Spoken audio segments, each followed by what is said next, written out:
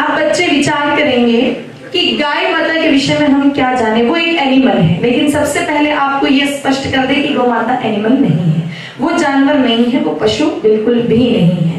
आप में से ऐसे कौन कौन बच्चे बैठे हैं जो कृष्ण भगवान को जानते हैं? ऐसे बच्चे हाथ खड़ा करो जो कृष्ण भगवान को जानते हैं। सभी जानते हैं? बहुत अच्छे, नीचे कर लो। तो आवाज आपस में नहीं करनी, आपको कोई बात पूछी जाए तो आप अपना हाथ खड़ा कर दीजिए, नहीं जानकारी हो तो नीचे रखिए, पर आपस में चर्चा नहीं। तो आप सब लोग कृष्ण भगवान को जानते हैं। हम उनके जीवन की एक छोटी सी घटना सुनते हैं, क्योंकि हमारे भारत में कृष्ण भगवान को लोग बहुत पूजते हैं, उनको मानते हैं। हम लोग उनको अपना आइडल मानते हैं, आदर्श मानते हैं, उनके बताए हुए रास्ते पर हम चलने का प्रयास करते हैं। आपके घरों में भी पूजा होती होगी, आपके दादा दादी, आपके माता पिता जी उनकी पूजा करते होंगे। तो उनके जीवन की एक छोटी सी घटना आती है कि कन्हैया जी जब छोटे थे तो एक बार अपनी माँ यशोदा जी से कहने लगे कि मैया हम गैया चराने जाएंगे।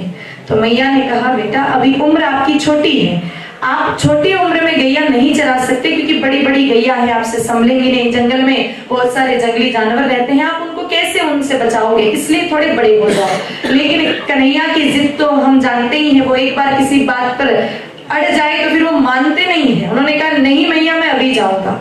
तो मैया ने बहुत समझाने का प्रयास किया, लेकिन कन्हैया नहीं मान रहे। जिद ऐसी कि खाना पीना छोड़ दिया और उन्होंने अपने वस्त्र उतार दिए, गहने उतार दिए। माँ पीछे पीछे रोटी लेकर के जा रहे हैं कि बेटा खा लो, लेकिन स्पष्ट मना किया कि मैया पहले अनुमति दो मुझे, पहले परमिशन दो मुझे कि मैं गैया चराने जाऊं तो ही मैं रोटी खाऊं, वरना नहीं खाऊं।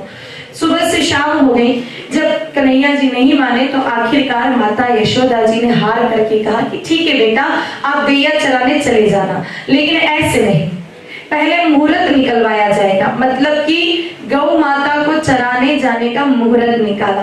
बच्चों आप लोग उठते हो, बैठते हो, खाते हो, पीते हो, सोते हो, पढ़ने आते हो, बोलो उसका पंडित जी से मुहूर्त निकलवाते हैं क्या अपन लोग? नहीं। हम अपने जीवन की कोई भी नॉर्मल क्रिया करते हैं तो उसके लिए कोई भी मुहूर्त नहीं निकालते। लेकिन आपके घर में कोई पूजा हो अथवा किसी का विवाह हो, किसी की शादी हो, कोई विशेष कार्य हो, तो बोलो उसका मुहूर्त निकलवाते हैं कि नहीं निकलवाते? निकलवाते ना पंडित जी से। तो गाय माता को भी चराने जाने का मुहूर्त निकला और गोपाष्टमी का मुहूर्त आया। तो गोपाष्टमी के दिन प्रथम बार कन्हैया मेरे भाई बहन चल पड़े गौ माता को चराने के लिए। अब गाय माता को चराने के लिए जब ठाकुर जी जा रहे थे तो माता यशोदा ने उनको 3 वस्तुएं दी। पहली कंबल दिया, ब्लैंकेट दिया, दूसरा लाठी दी, हाथ में लकड़ी दी, और तीसरी जूतियां दी। तो कन्हैया ने क्या किया कि जो लाठी दी थी उसको हाथ में पकड़ लिया, जो माँ ने कंबल दिया था, जो ब्लैंकेट दिया था उसको भी कंधे पर रख दिया कि कहीं थक जाए तो इसको बिछा करके थोड़ा विश्राम कर लेंगे जंगल में। और जैसे ही जूतियां दी उस जूतियों को प्रेम से सरका दिया, कहा नहीं माँ जूतियां नहीं पहनूंगा। तो कारण पूछा, कहा ठीक है मत पहनो जूतियां, लेकिन कारण क्या है? तब उत्तर देने की बजाय उल्टा अपनी माँ से प्रति प्रश्न किया, यानी क्रॉस क्वेश्चन किया कि माँ आप एक बात बताइए, आप जब मंदिर जाते हो तब जूतियां पहन के जाते हो क्या? तो मैया ने कहा बेटा कैसी बातें करते हो आप, मंदिर में भगवान रहते हैं, इष्ट रहते हैं, भगवान के सामने कभी जूतियां नहीं पहनी जा सकती। तो अपनी मैया की छोटी पकड़ करके प्रेम से कहा कि मैया फिर गैया भी तो मेरी भगवान है, जब आप अपने भगवान के सामने जूतियां नहीं पहन सकती तो मैं अपनी गैया जिसमें 33 कोटि देवी देवता विराजमान है उसको चराने जाऊं तो जूतियां पहनने की हिम्मत कहां से लाऊं। और कहते हैं शास्त्रों में प्रमाण है कि 11 वर्ष 11 दिन तक गौ माता को ठाकुर जी ने चराया, लेकिन पैरों में जूते चप्पल धारण नहीं किए। अब बच्चों देखो, आप लोग 2-4 किताबें ज्यादा पढ़ ले, अगर कोई बच्चा 12वीं BA MBA डॉक्टरी इंजीनियरिंग क्या ना कर ले, तो माताएं आपकी जहाँ रोटी बनाती हैं वहाँ रसोई में उस किचन में भी हमारे जूते चप्पल खुलते नहीं है। आप में से कई सारे ऐसे बच्चे होंगे जो किचन में भी चप्पल पहन के चले जाते हैं, रसोई में भी चप्पल पहन के चले जाते हैं, जबकि रसोई में चप्पलों की बिल्कुल कोई आवश्यकता नहीं। बोलो आपकी रसोई में कोई कांटे हैं जो आपको चुभ रहे हैं, कोई पत्थर है जो आपको लग रहे हैं? नहीं, रसोई हमारे घर का सबसे पवित्र हिस्सा है, वहां पर चप्पल बिल्कुल नहीं पहनने चाहिए, ये हमारे शास्त्र कहते हैं, लेकिन हम फिर भी वहां पहन लेते हैं। और कन्हैया जी ने जंगल में जहाँ चप्पलों की आवश्यकता रहती है वहां पर भी चप्पल नहीं पहने। तो बोलो ऐसे गौ माता जिनको नंगे पांव कन्हैया जी चराए, बोलो वो गाय माता वाला जानवर हो सकते हैं क्या? नहीं हो सकते। लेकिन आज हम लोगों ने गौ माता को जानवर समझा, क्यों?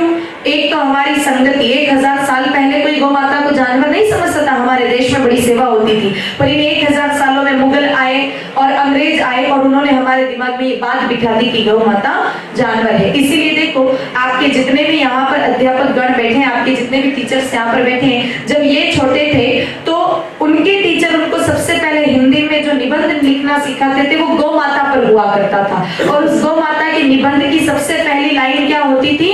गाय हमारी माता है, ये लाइन पढ़ाई जाती थी पहले। अब आजकल आप लोगों के अंग्रेजी में जो काउ पर ऐसे होता है, उस ऐसे का जो फर्स्ट सेंटेंस होता है वो होता है कि cow is only and useful animal, कि गाय तो सिर्फ एक उपयोगी दूध देने वाला जानवर है। तो हमको पढ़ाई में भी यही पढ़ाया जा रहा है कि गौ माता जानवर है, इसलिए हमारे दिमाग में बात बैठ गई, लेकिन असल में गौ माता जानवर नहीं है, असल में हमारे दृष्टि का दोष है। देखो आप अगर लाल रंग का चश्मा पहनोगे दुनिया कैसी दिखेगी? काले रंग का चश्मा पहनने पर अब दुनिया ना लाल है ना काली है, वो तो जैसी है वैसी है, लेकिन हमने चश्मा उस रंग का पहना है तो दुनिया भी हमें वैसी दिखेगी। हमारी जैसी मेंटेलिटी होती है, हमको दुनिया वैसी ही दिखती है।